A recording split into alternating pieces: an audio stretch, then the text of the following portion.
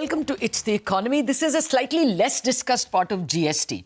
How is the cut in GST in cement and some renewable power equipment impacting construction companies who may have negotiated term contracts a little while ago? Will there be a price pass-through or will they have to renegotiate?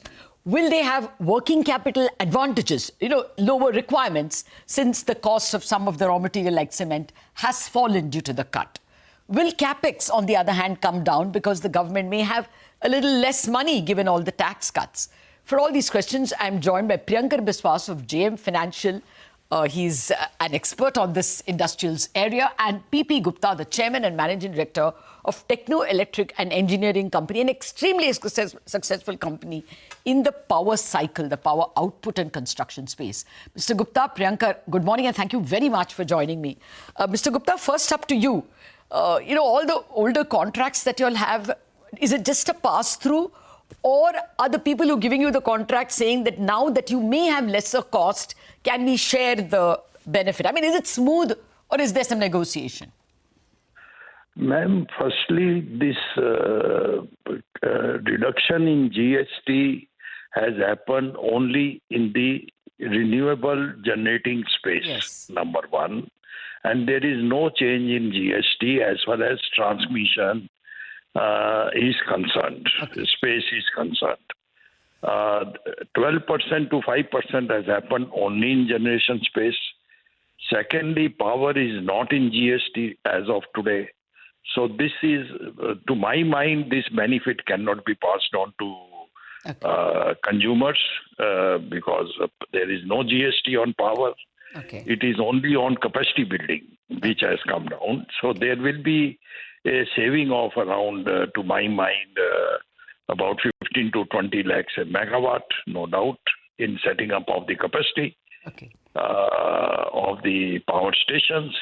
But the bigger challenge which we are seeing today is there is no demand for power in renewable I was coming power. to that. Yeah. In the day times, we see the cost of power in power exchanges is as low as 50 paisa or below. Yeah. So that is hampering the further capacity augmentation in this space. Yeah. Government need to look into power reforms or bring power also in GST. That will benefit government hugely, even if they bring it in 5%, you see. We sell 2 trillion units a year, ma'am, every year in this country, and the bill is no less than 10 trillion rupees, 10 lakh crore. If we take 5 rupee also as a power cost on an average across all the segments. Taking it in 5% slab also will mean 50,000 CR. Yeah. I take your point that there is no way to claim. Tariff in the country to the consumer will come down by 15% straightway. Because you can pass on the cost. Because capex cost will go down by 18%, and hence the tariff will go down by 15%.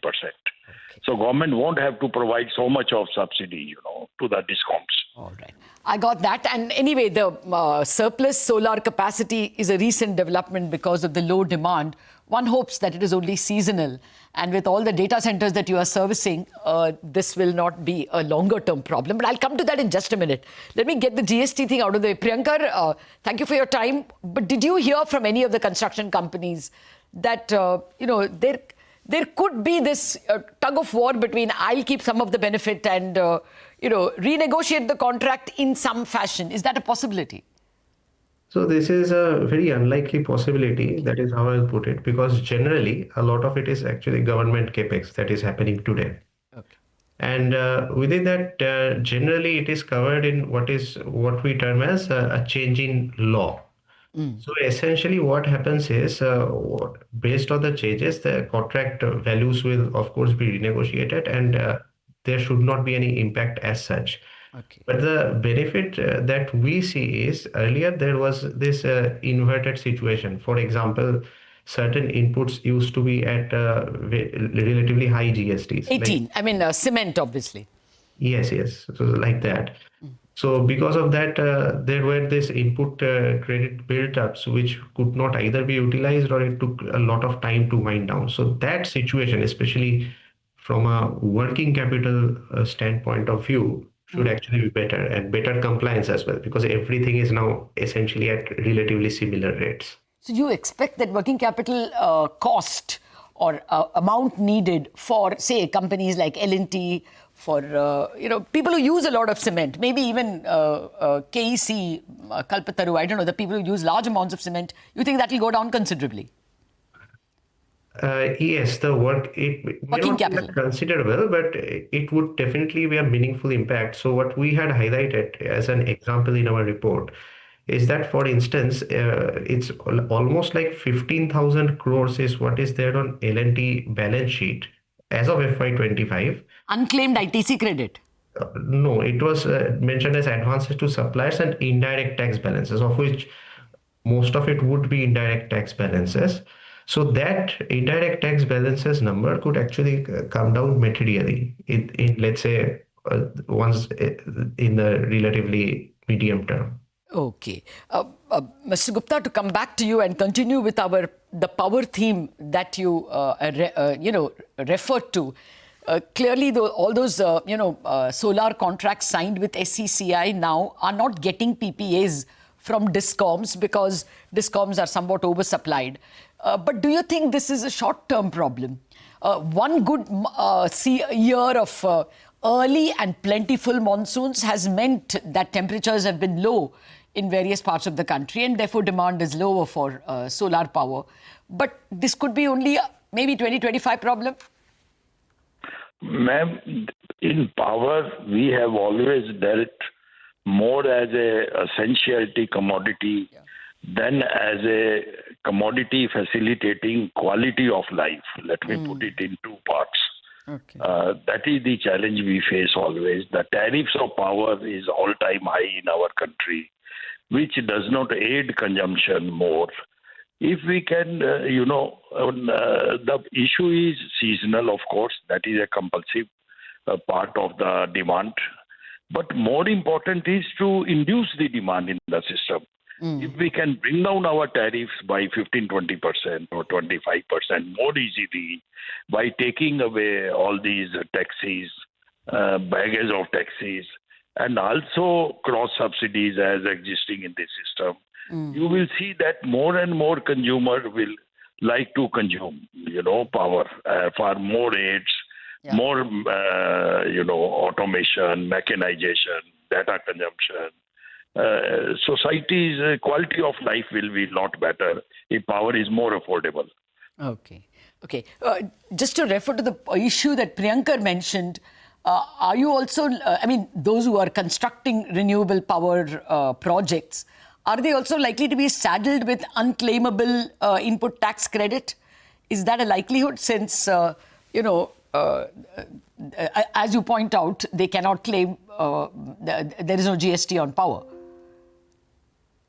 To my mind, that is unlikely, ma'am, because there is always some value-added component involved in the capex. It will more or less should neutralize. That is not the challenge I see. Okay. But bigger challenge is feeders are not available in the market to the generators today. That also is stagnating the more capacity becoming operational in the system. Okay. That is also choking the system today.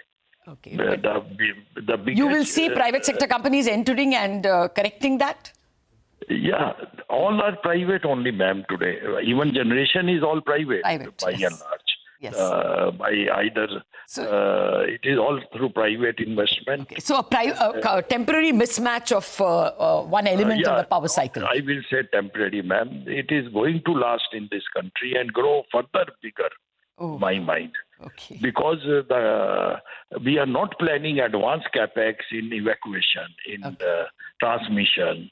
We want to do capacity to capacity and often right of way, acquiring land parcels and deploying these feeders is taking no less than 3 to 4 years. I agree with you, sir. I have gone through enough of power cycles and in the 2008 point where we were trying to provide excess capacity, we ended up only having huge NPAs simply because other parts of the system were not up to speed. Certainly not DISCOMs. Right, that's a big discussion for which I'll invite you.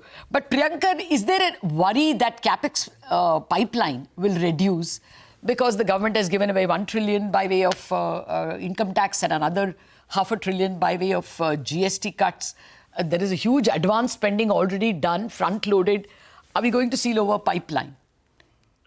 Yes, there is a worry. So, for instance, as you were rightly highlighting, there has been a fall in the tax collections. So, besides the GST angle, like $500 billion that you said, the direct tax collections have been relatively weak. Now, essentially, some of the sectors where we can have worries is, for example, uh, water that we had highlighted in our report as well. So where there is a disproportionately strong dependence on, let's say, the central government budgets, even significant portions of the railways as well. But the good part is a lot of this capex that we think about today. So let's say power transmission, for example, even generation on the renewable side. By and large, these are private in nature or PPP in nature. Or PSUs? Or PSUs in nature, yes. So essentially, we do not see impacts there at least. So those sectors should largely be shielded in our view. Okay. They are not dependent on the fisc. I agree. Actually, we're run out of time. We have tried to attempt too many themes, perhaps. I'll invite both of you again to discuss separately the many gaps in India's power cycle theme. Thank you very much, Mr. Gupta and Priyankar, for joining us and helping us understand the situation better. Wrap up on Bazaar. Chartbusters coming up.